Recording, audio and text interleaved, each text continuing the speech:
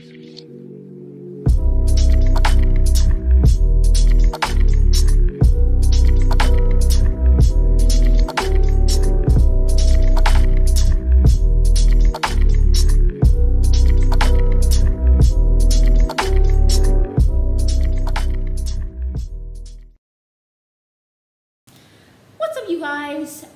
Mary. And Amma. And just to kind of go off of the last video that we did, you guys, we talked about Mykelti's relationship with Cody and Robyn being severed due to an event that happened at the funeral. And we were speculating that maybe possibly it had to do with the fact that Cody or Robyn basically acted the plum fool. We talked about mainly Cody in that video, but I want to talk about Robyn. Did Robyn act the plum fool as well at the funeral? And when I mean act the plum fool, I'm not talking about like throwing yourself on the floor, like acting a mess. But like, did Robyn make herself out to be more of a victim? Or try to make it about her. For me, my analysis is that I feel like, based on the fact that she was pivotal in the breakdown of her relationship, with Cody and his sons, that I can see her trying her best to make it seem like she is so heartbroken and sad and trodden down about it, because they had this whole argument with the boys, and it was like, oh, Robyn was like, oh, the boys need to apologize to me. It was the two boys. Gabriel and then Garrison. And then it was like, that's when Cody and Robyn were kind of like separating themselves from the boys, because he's like, because Cody kept on saying, if you don't respect my wife, then you don't respect me, and if you're not going to talk to her, you can't come to my house. Like, it was Robyn who was this pivotal point in that breakdown of that relationship. So do I see and Robyn? That's why Cody seems to be starting to separate himself from the children as a whole, right? Right. So that's why I don't see Robyn like making herself smaller to be sympathetic in that moment. I kind of see her being more sad and even more depressed than the actual people, just because she feels like, oh my God, well, I broke this, I messed up this relationship a little bit, and now look, the boy has passed away, and people are going to be looking at me, so I have to go the extra mile and be even more in victim mode. So I'm just wondering, is that what she did based on her subconscious mind feeling guilty? I had forgotten about the whole Garrison. Because it was the whole thing about how, oh, you need to apologize to my wife and all this stuff. So that's why I feel like Robyn would do that, because the thing is, she even sat down and she's like, you know, I wasn't working out with these boys. I never asked for an apology. Like, she was making it seem as if like she was so sad and how she wanted to make this relationship work and all that stuff.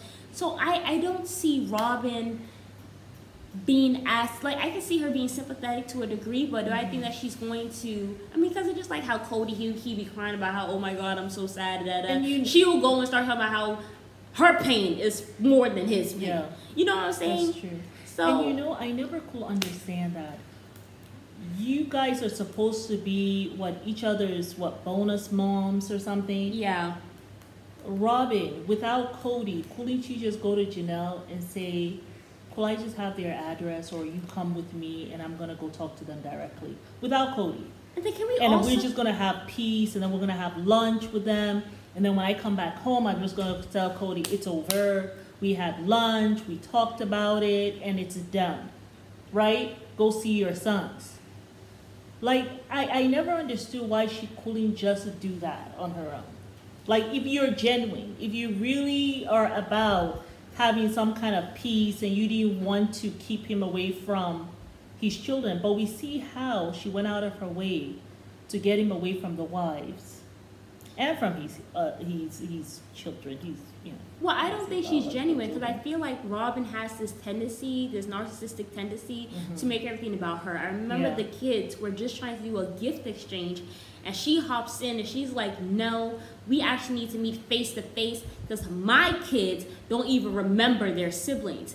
This was about a simple gift exchange. Exactly. We're not trying to do all of this shit. We're just trying want to involve the parents. We didn't want to involve the parents. Exactly. But because the kids have been trained to make sure their mom is clued in on everything, I'm sure Aurora or Brianna told their mama, and then she somehow got hopped into the group chat, and all the adults got involved in there, or whatever the hell. Yeah, and the texting. So she has always inserted herself in things that, you know, she should not be. Because even when she came to the family, she was like, look, I am the passageway to Cody. Yes. And I am I speak Cody. So you gotta speak to me to get to this man. Because I am in tune with him. Mind you, the wives have been married since married for 20 plus years. Yeah. You just got here a month ago.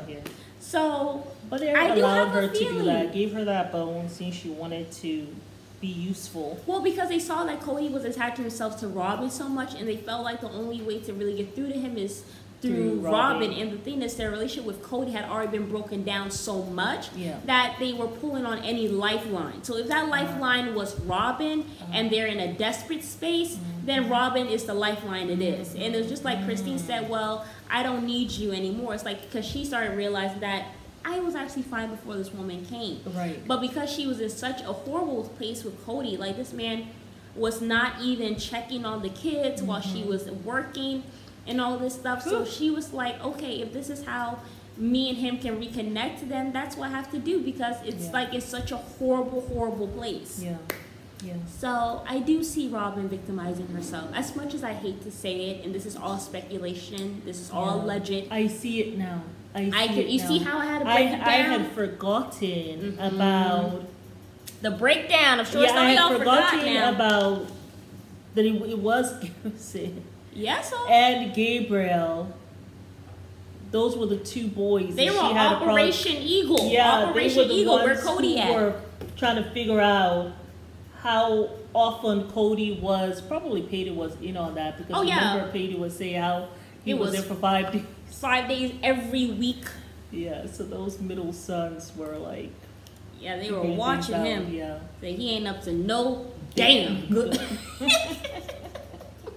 But yeah, y'all, let us know down below. Do you guys think that Robyn would have maybe victimized herself some more, and that's why Mykelti is no longer talking to them?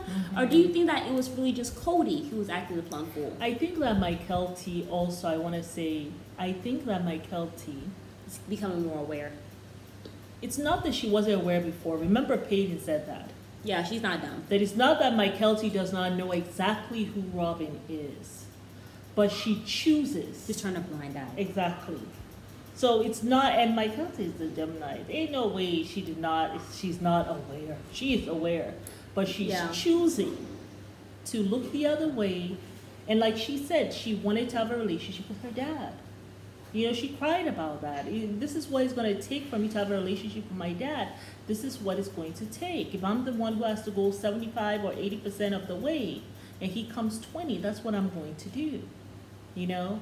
But I think what happened was with Mykelti, with this whole Garrison thing, and probably the way these people, Cody and Robyn, misbehaved, it just finally just got to her like, you know something?